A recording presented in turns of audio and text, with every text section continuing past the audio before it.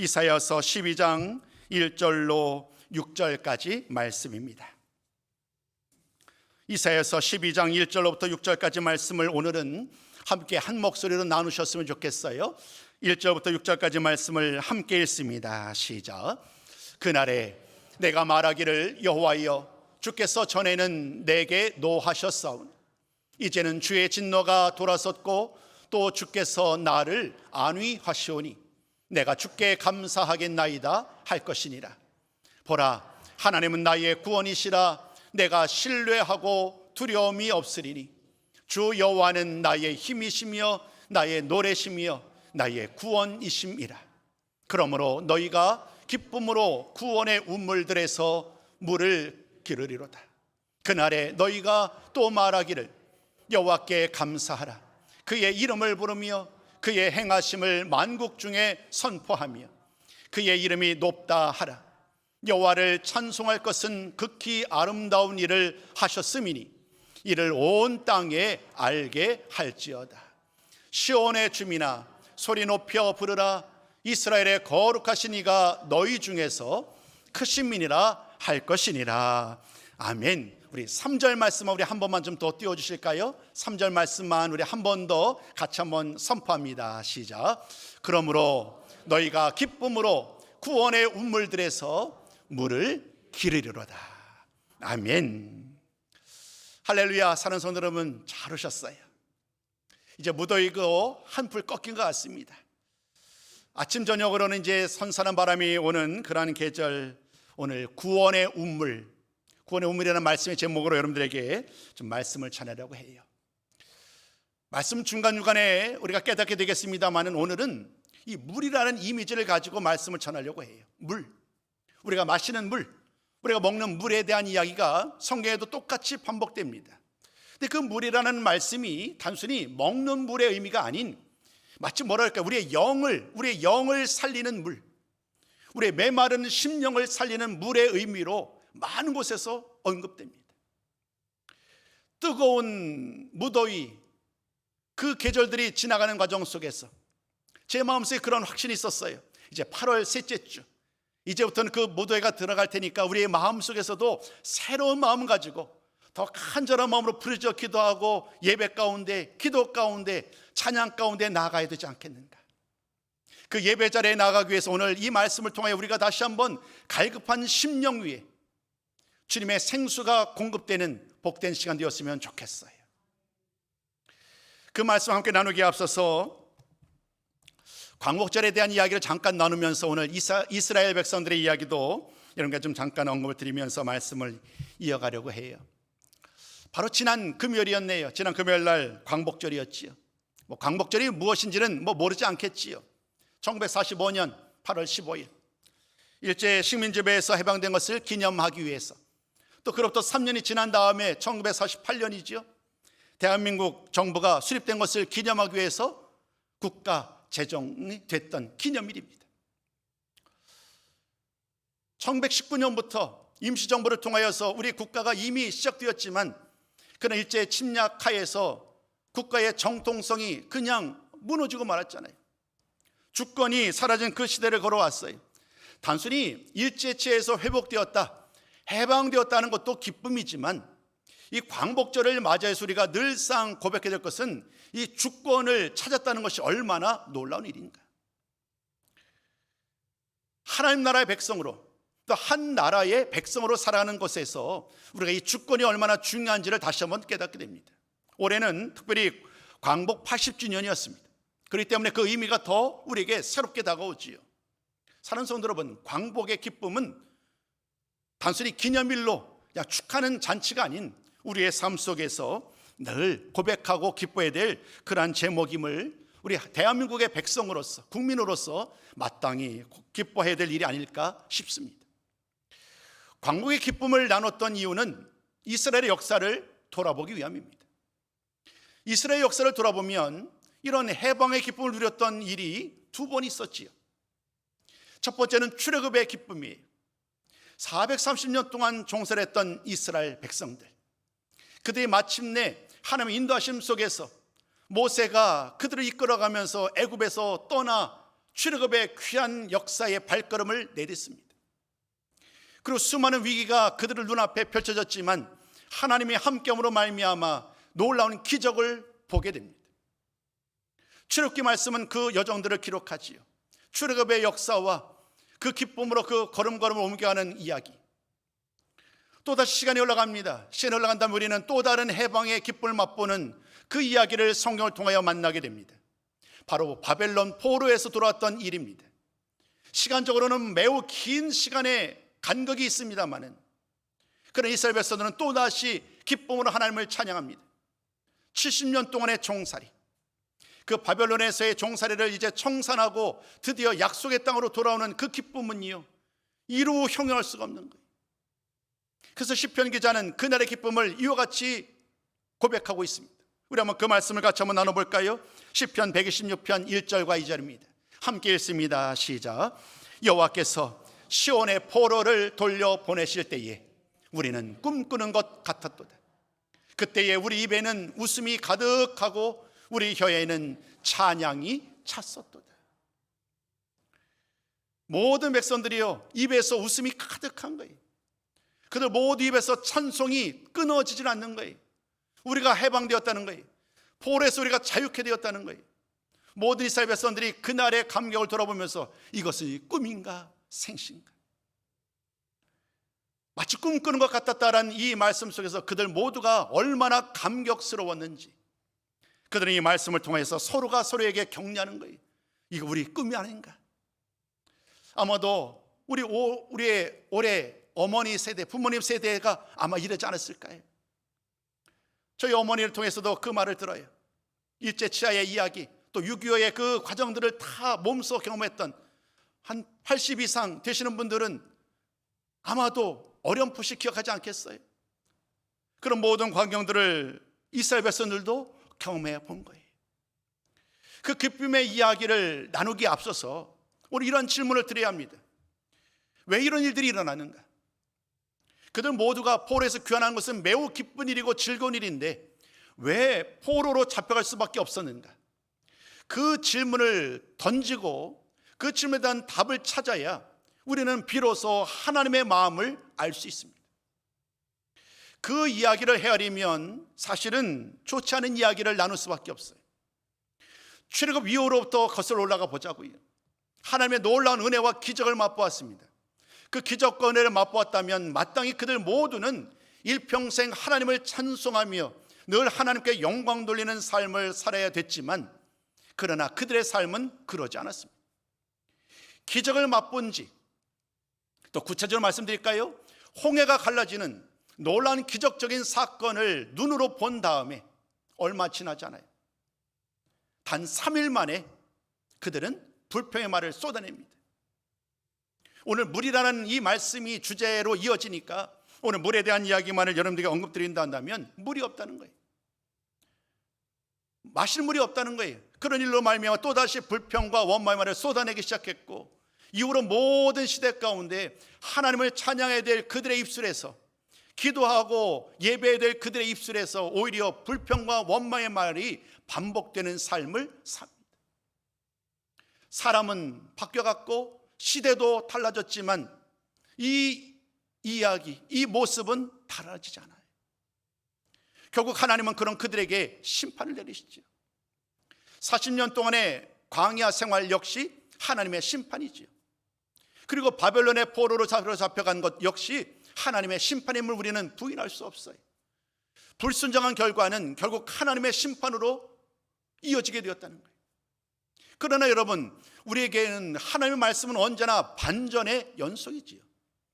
하나님의 심판의 말씀으로 말미암아 낙심하고 있을 때에 하나님은 또다시 그들을 향해 손을 내미십니다. 그들을 향해서 또다시 은혜의 길로 그들을 이끌어가는 거예요. 하나님의 심판과 하나님의 구원은 언제나 짝이에요. 마치 동전의 양면처럼 이스라엘 백성들의 부족함과 불순종을 책망하신 하나님은 또다시 그들에게 손을 내밀어서 하나님께로 나오라고, 하나님의 은혜의 자리에 나오라고 하나님은 또다시 말씀하시는 거예요. 오늘 우리가 만나는 이 이사야서 12장 말씀도 그 하나님의 심판의 과정 속에 주어진 또 다른 은혜의 말씀이요 구원의 말씀이에요.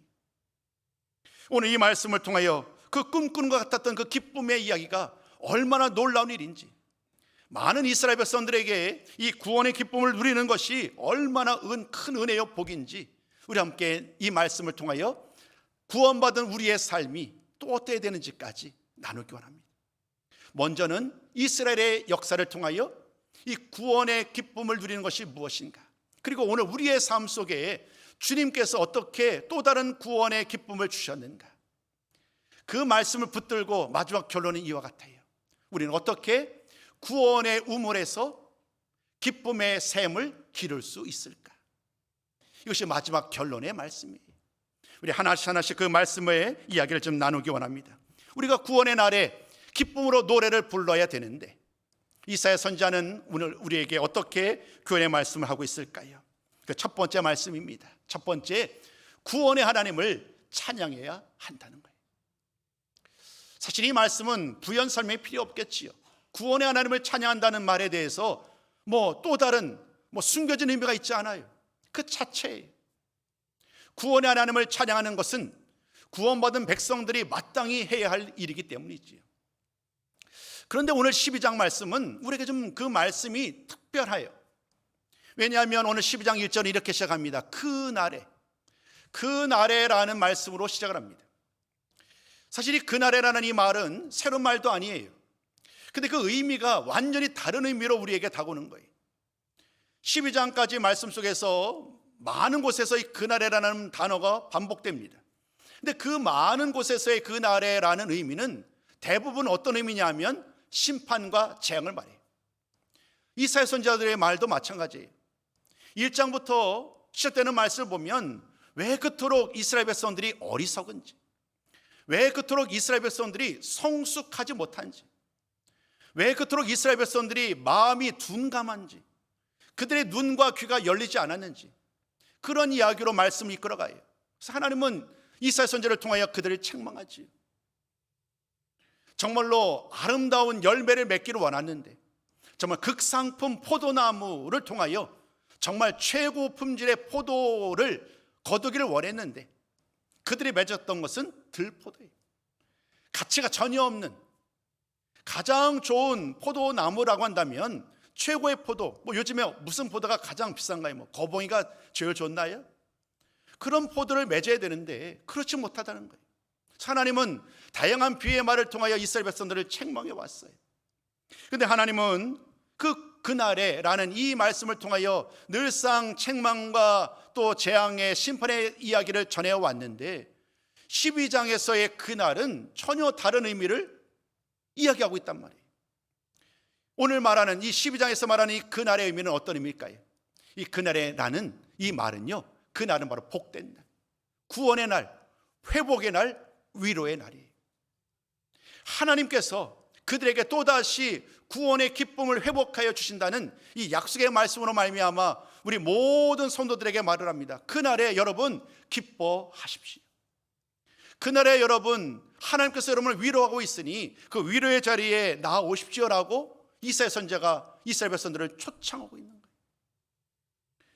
그날의 기쁨이 얼마나 놀라운지 우리 한번 오늘 1절 말씀을 표준 사번역 성경으로 함께 나누시면 좋겠어요. 우리 한번 화면에 준비된 말씀을 같이 한번 읽어봅니다. 자, 시작.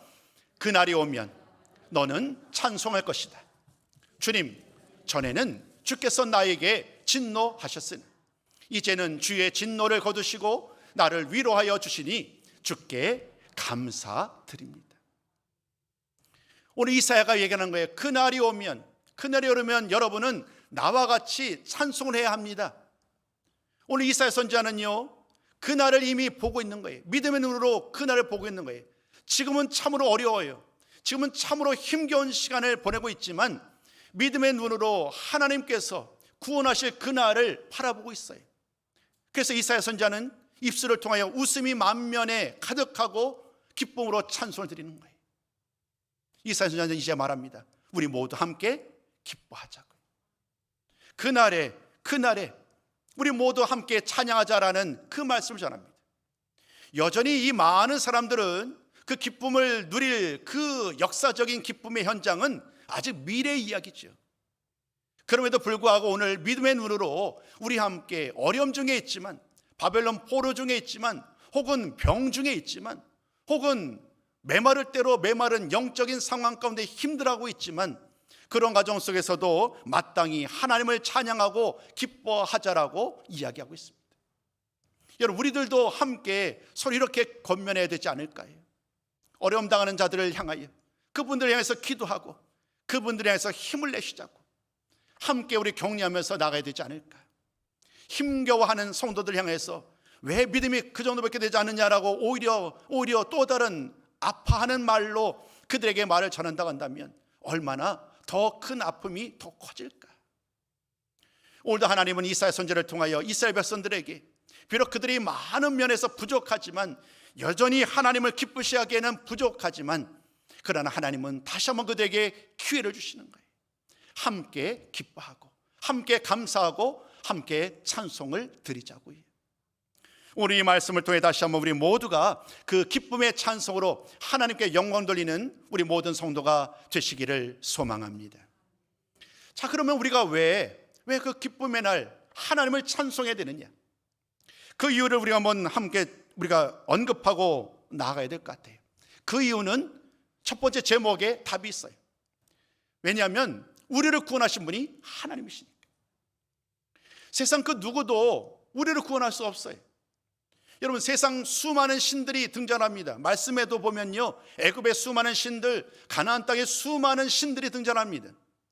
그러나 그 어떤 신이 과연 이스라엘 백성들을 온전히 구원의 기쁨에 온전히 이르게 하였나요? 아무도 없지요. 결국 이 이사야 선지자의 말을 통하여 강조하는 것은 딱 한 가지예요. 우리를 구원한 그분은 유일한 하나님, 우리 하나님 한 분밖에 없다는 거예요. 오늘 이 말씀, 이사야 선지자의 이 말은 사실은 출애굽기 15장 말씀과 17장 말씀의 내용을 인용하고 있어요. 첫 번째 이스라엘 백성들이 그 해방의 기쁨을 누렸던 것이 바로 출애굽이었다고 말씀드렸잖아요. 430년 동안의 종살이를 살던 그들에게 드디어 하나님이 그들을 구원해내신 거예요. 얼마나 기뻤겠어요. 그 구원의 기쁨의 여정 속에서 발을 걸어옵니다. 근데 이제 큰 장애물이 눈앞에 닥쳤어요. 홍해가 가로막고 있는 거예요. 뒤에서는 애굽의 군대들이 쫓아오는 거예요. 한마디로 앞과 뒤가 완전히 막혀 있는 거예요. 그랬을 때에 하나님이 또다시 기적을 행하시잖아요.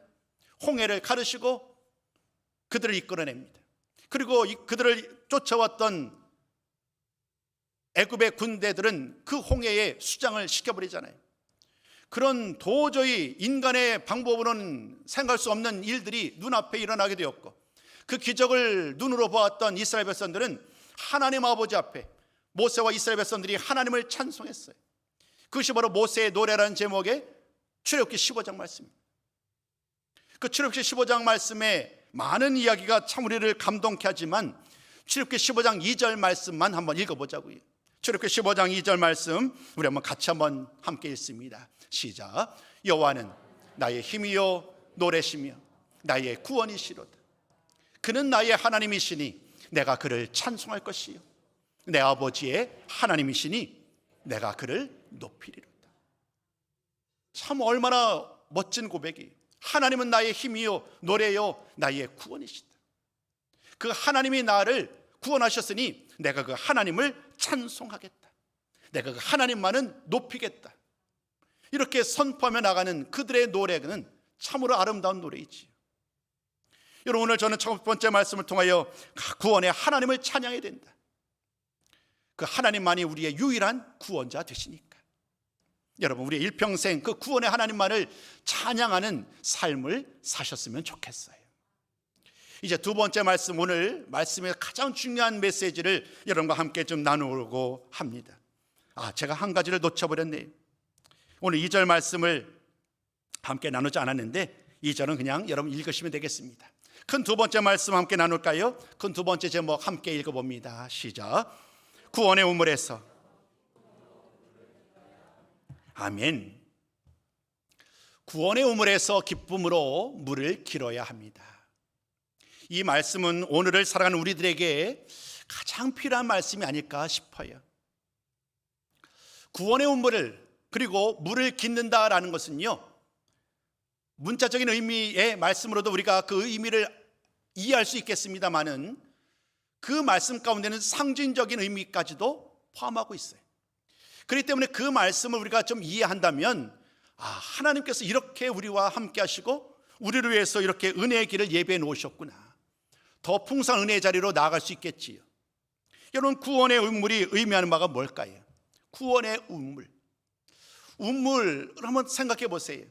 오늘 일부 예배 때도 제 시골집 얘기를 잠깐 했었는데, 제 시골집에는 우물이 있었어요.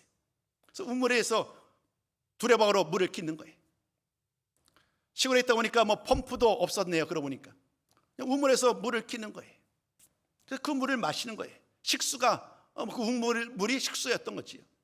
여러분, 구원의 우물, 그냥 구원이라는 것을 잠깐 빼놓고 우물은 내가 목마를 때에, 내가 필요할 때 그 물이 나에게 시원함을, 갈급함을 해결해주는 그런 참 좋은 거지요. 근데 오늘 말씀에는 구원의 우물이라고 말을 합니다. 즉, 우리에게 우물이 있는데 그 우물은 구원의 우물이라는 거예요. 그 구원의 우물, 그 구원의 우물에 있는 그 물을 마시면 우리 모두가 구원의 기쁨, 구원의 감격, 그 생수의 기쁨을 만끽할 수 있는 그 구원의 우물이 우리에게 예비되어 있다는 거예요. 한 가지 더 말씀드릴까요? 그 구원의 우물이 그러면 누구를, 무엇을 의미하는가? 이 말씀은 사실 어렵지 않지요. 예레미야 2장 13절 말씀을 보면 우리는 그 말씀에서 주어지는 가장 중요한 결론을 알 수 있습니다. 예레미야 2장 14절 말씀 보니까 생명의 근원이 바로 하나님이시라고 말합니다. 결국 구원의 우물은 하나님을 의미하는 거지요. 하나님이 우리에게 구원의 우물이 되셔서 우리에게 구원의 기쁨을, 우리에게 늘 구원의 찬송을 마음껏 부를 수 있도록 우리에게 그 물을 공급하시는 분, 그분이 바로 하나님이시라. 구원의 우물에서 기쁨으로 물을 기르라 라고 말할 때에 첫 번째, 구원의 우물이 바로 우리 하나님, 구원의 하나님이시다라는 것을 전제해야 합니다. 두 번째, 그러면 이 물을 깃는다는 건 뭘까요? 우리가 두레박으로 물을 길잖아요. 그런 것처럼 하나님이 우리에게 풍성한 생수와 같은 은혜의 샘물을 예배해 놓으신 거예요. 그 하나님께 나오시면, 그 하나님을 믿음으로 나아가시면 하나님께서 예배해 놓으신 풍성한 구원의 기쁨을 우리 모두 거두어서 마시고 누릴 수 있도록 그 풍성한 은혜의 자리를 우리를 불러주신다는 거예요. 물을 깃는다는 것은요, 하나님께 나오셔서 하나님께 나와 예비해 놓으셨던 그 풍성한 기쁨을 누리시라는 거예요. 여러분, 잠시 여기에서 결론의 말씀을 좀 먼저 드려야 되겠네요. 여러분, 오늘 우리들은 어떠하냐고요? 구원의 기쁨, 그 구원의 우물 대신 하나님께 나오셔서 그 풍성한 물, 샘물, 그 풍성한 기쁨과 감격을 누리며 살고 계시냐는 거예요. 오늘 나의 믿음, 나의 신앙, 나의 삶을 돌아보면서 혹여나 오늘 내가 메마를 대로 말라있지 않은지, 영적으로 하나님과 친밀한 관계 속에서 생수의 기쁨을 누려야 되는데 그렇지 못한 오늘 나의 모습을 발견하고 있지는 않은지, 여러분, 그래도 괜찮습니다. 왜냐하면 오늘 말씀을 통하여 하나님께서 예배해 놓으신 풍성한 은혜의 자리로 우리를 하나님이 다시금 초대하시니, 그 초대에 우리 모두 아멘으로 화답하며 함께 그 길을 걸어갈 때에 우리가 다시금 그 생수의 기쁨을 회복하는 은혜의 시간이 될 줄로 믿습니다. 구원의 우물에서 기쁨으로 물을 기려야 된다. 이 구원의 우물, 또 물을 깃는다는 것이 무엇인지를 설명을 드렸습니다. 이스라엘 역사를 돌이켜보면 이 물이 얼마나 중요한 역할을 감당했는지 몰라요. 실제적으로 물도 필요했지요. 물을 마시지 못하면 죽을 수밖에 없으니까. 광야 여정 가운데 그 뜨거운 태양빛이 내려쬐는 그 광야 길을 걸어가는 이스라엘 백성들에게 물이 얼마나 소중했겠어요. 그러나 동시에 그 말씀은 언제나 영적인 의미도 내포하고 있잖아요. 단순히 물이 필요하다는 것은 먹을 물, 마실 물뿐만 아니라 영적인 그 생수의 기쁨이 그들에게 필요하다는 말씀을 함께 내포하고 있지요. 그 과정 속에서 우리는 출애굽기 말씀 15장과 17장 말씀을 통하여 이 물을 공부받지 못해서 그들이 아우성치고 부패했던 일들을 만나게 됩니다. 그리고 그 모든 과정 속에서 하나님께서 그들의 불평과 원망을 들으시고 또 그들의 필요를 채우셨던 하나님의 응답의 역사도 우리는 만나게 됩니다. 이 시간 다 찾기 어려우니까요, 그 중에서 하나님이 어떻게 그대에게 응답하셨는지 우리 한번 그 말씀만 같이 한번 나눠보셨으면 좋겠어요. 우리 한번 같이 두 구절 말씀을 같이 한번 읽어봅니다. 함께 읽습니다. 시작. 여호와께서 그에게 한 나무를 가리키시니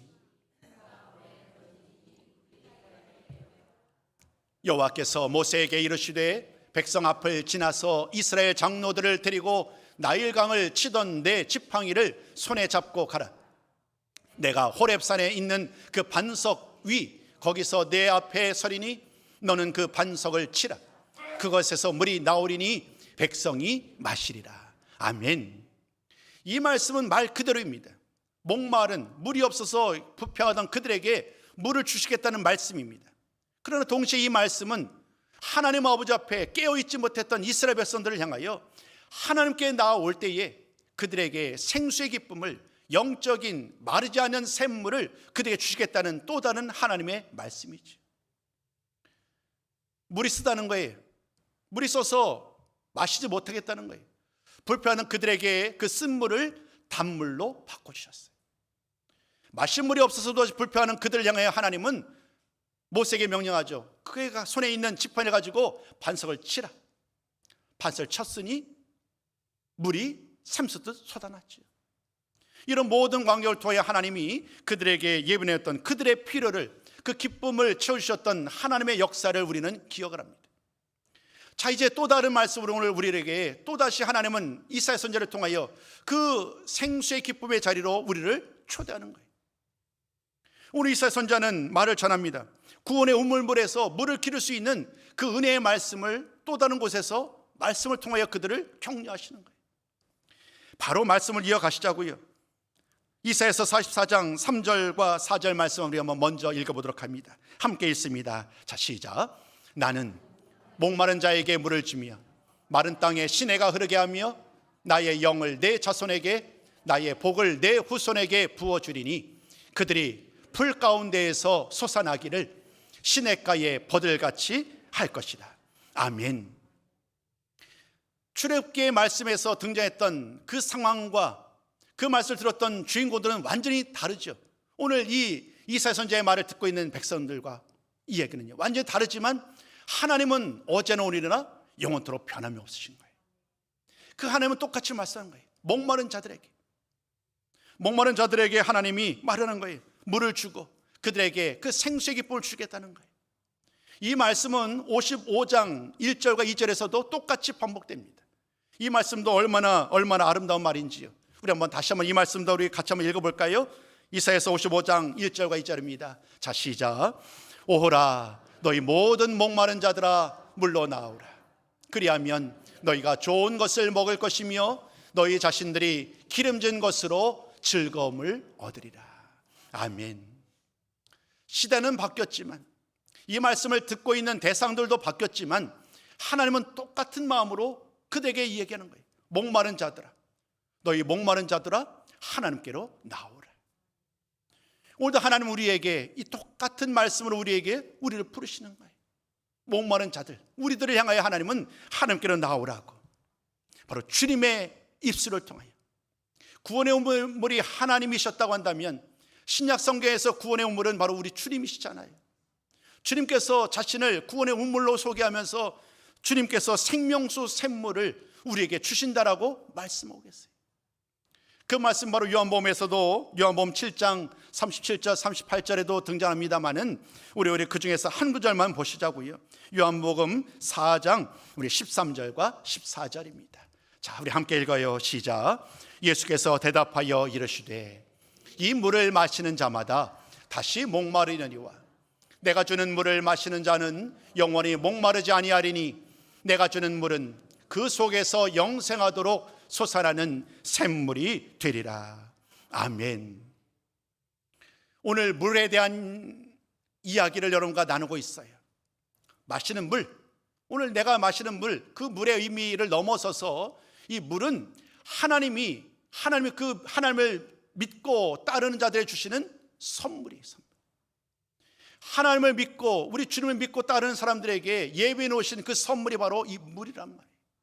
그 물을 오늘도 풍족히 누리기 위하여 우리 모두 오늘도 하나님의 부르신 그 부르심에 우리 모두 아멘으로 순종하며 하나님 아버지 앞에, 주님 앞에 나아오시는 우리 모든 성도님들 되셨으면 좋겠습니다. 목마른 자들아 라고 부르시는 하나님의 음성 앞에 우리 모두 하나님께 나오실 때에 그 하나님이 예배 놓으신 그 구원의 운물물에서 영원토록 사라지지 아니하는 샘물을, 그 생수를 마시게 될 줄로 믿습니다. 하나님의 기쁨과 찬송이 끊어지지 않는다는 거예요. 더 이상 염려하지 아니하고 불평하지 아니하고 이제는 우리의 입술에서요 하나님을 찬양하고 기뻐하고 기도하는 그 감격스러운 그 놀라운 하나님을 찬양하는 그 고백들이 날마다 우리의 입술에서 우리 삶 속에서 늘 드러나게 된다는 거예요. 이와 같은 삶을 살아나가는 주인공들 되시기를 주님의 이름으로 축복합니다. 오늘 4절로 6절 말씀으로 다시 한번 돌아오기 원합니다. 이 말씀으로 끝나도 좋은데 그래도 오늘 말씀 우리에게 또 다른 명령으로 우리를 이끌어갑니다. 마지막 세 번째가 뭐냐면 바로 이와 같습니다. 구원의 하나님을 온 세상에 전해야 한다는 거예요. 이것이 세 번째 4절부터 6절까지 말씀인데요, 이 말씀을 보면 이러한 이야기예요. 우리가 구원을 받았으니 그 목마른 자들로 힘겨워할 때에 하나님이 구원의 운물 되셔서, 우리 주님이 구원의 운물 되셔서 우리에게 영원히 목마르지 않는 샘물을 공급해 주셨으니 그 은혜와 기쁨을 나만 누리지 말라는 거예요. 나만 누리지 말고 이제는 많은 사람들에게 온 세상에 나가서 그 하나님이 하신 일, 오늘 본문에는 아름다운 일이라고 해요. 하나님이 베푸신 그 구원의 기쁨을 선포하시라는 거예요. 내가 구원의 기쁨을 누리고 있음을 많은 사람들에게 전하라는 거예요. 이것이 마지막 명령이에요. 사랑하는 성도 여러분, 오늘 주신 말씀 이제 마무리해야 되겠네요. 오늘 세 가지를 저희가 말씀을 드렸습니다. 첫 번째는 구원의 하나님을 찬양하십시오. 그리고 두 번째는 구원의 우물에서 기쁨으로 물을 길어야 한다고요. 그리고 세 번째는 구원의 하나님을 온 세상에 전파해야 된다고요. 첫 번째와 세 번째 말씀도 중요하지만 저는 오늘 두 번째 말씀이 가장 중요한 말씀에 중점을 두고 준비하였고 전하였습니다. 이제 마지막 한 가지가 남았습니다. 화면에 좀 띄워주실까요? 네, 우리 한번 질문을 같이 한번 서로 질문을 한번 던져봤으면 좋겠어요. 함께 질문 읽어봅니다. 시작. 어떻게 구원의 우물에서 기쁨으로 물을 기를까? 어떻게 구원의 우물에서 기쁨으로 물을 기를까? 이것이 오늘 우리에게 주시는 가장 중요한 말씀이에요. 그 말씀을 오늘 답을 세 가지로 드리고 싶었어요. 우리 한번 1번부터 3번까지 말씀을 같이 한번 읽어볼까요? 자, 시작. 하나님께 나와야 합니다. 성령의 도움을 받아야 합니다. 말씀을 회복해야 합니다. 필요하신 분들은 좀 메모를 했으면 좋겠어요. 요 한 면만이라도요. 구원의 우물에서 기쁨의 샘물을 우리가 만끽해야 되잖아요. 그러려면 첫 번째 하나님께 나와야 된다고. 예레미야 2장 13절이 생수의 근원 되신 하나님의 이야기예요. 하나님의 생수의 근원이니까 하나님께 나오는 거예요. 구원의 우물물 많이 풀 수 있어요. 그런 어떤 우물물은 조금 있으면 그냥 밑이 말라서 사라지고 말아요. 그러나 하나님은 영원한 생수의 근원이 되셔서 하나님께 나오시면 일평생 그 생수의 기쁨을 누리게 될 줄로 믿습니다. 두 번째 말씀이 무엇이었나요? 성령의 도움을 받으라고. 요한복음 7장 37절 38절을 제가 예로 드렸는데 그 말씀 보면 이렇게 얘기하죠. 누구든지 목마르거든 내게로 와서 마셔라. 나를 믿는 자는 성경의 이름과 같이 그 배에서 생수의 강이 흘러나리라. 그 다음 이어지는 구절에는 이것이 바로 성령을 말씀한 것이라고 얘기를 하죠. 성령의 도우심을 입을 때에 우리 모두는 생수의 기쁨을 영원토록 누릴 수 있습니다.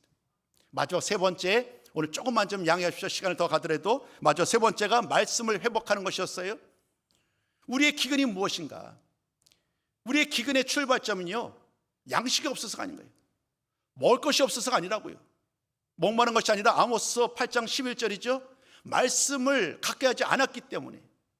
그럼 우리가 진정으로 생수의 기쁨을 누리려면, 구원의 우물에서 물을 계속해서 퍼서 공급하려면 말씀을 회복하셔야 되는 거예요. 오늘 이 세 가지, 하나님을 가까이 하십시오. 그리고 성령의 도움을 받으십시오. 그리고 말씀을 회복하십시오. 이것이 오늘 우리에게 주시는 가장 중요한 명령입니다. 이 말씀 따라, 이 명령 따라 살아갈 때에 오늘도 목마른 우리의 모든 삶 가운데 넘치는 하나님의 은혜와 기쁨이 충만하게 우리에게 가득하게 될 줄로 믿습니다. 이러한 삶을 살아가시는 우리 모든 성도님들 다 되시기를 주님의 이름으로 축복합니다.